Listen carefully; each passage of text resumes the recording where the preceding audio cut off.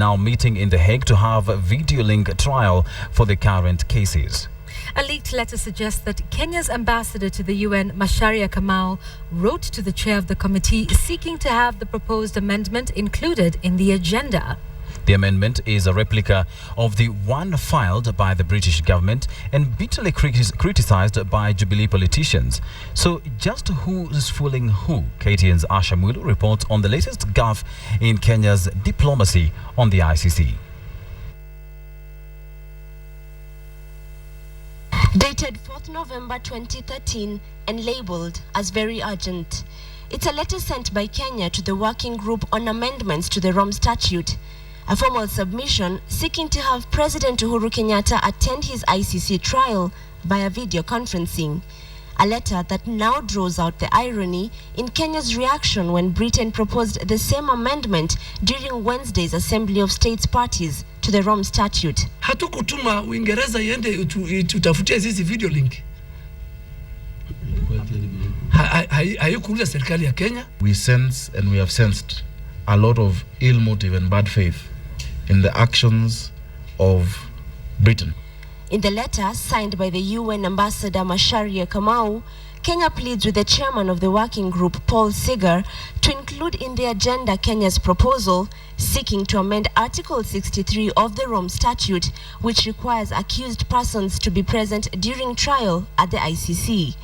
The amendment Kenya sought reads in part that an accused person may be excused from physical continuous presence in the court during the entirety of the trial after the chamber satisfies itself that exceptional circumstances exist.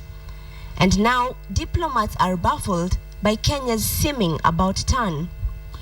If we go, or rather if those who are observing us go by what the Jubilee lieutenants, can I call them that, are doing by thumb stamping and these vocal accusations, some of them quite unnecessary and also unfairly, then we are really building a resistant wall outside there, because they're going outside. It is going to be reflected. These guys, you think they can actually have a local process.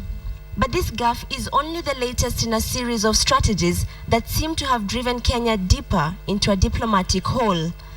First, Kenya sought to have the two cases removed from the International Criminal Court.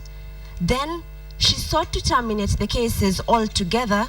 And when this appeared unlikely, Kenya dragged the entire continent into issuing ultimatums while threatening to withdraw from the Rome Statute. Now, the pursuit has evolved, seeking immunity for sitting heads of states and their deputies. Being combative and issuing ultimatums and is what we call belligerence. And belligerence has never been known to achieve anything peaceful, if it does at all, not lasting peace. Balozi Amina wakati mwingine anasahau, anaanza kujipiga kifua.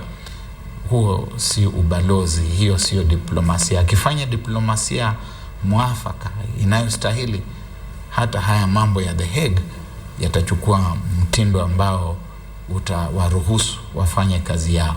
The country's traditional allies are walking on eggshells around Kenya's ICC dilemma, yet the country still has nothing much to show for it. The African nations, on the other hand, are under pressure to vote for the motion of granting immunity to serving presidents. And in the middle of it all is Kenya. Will her strategies be the finest tactics to get the president out of the ICC tight spot, or will they be the diplomatic blunders of the century? Asha Mwilu, KTN.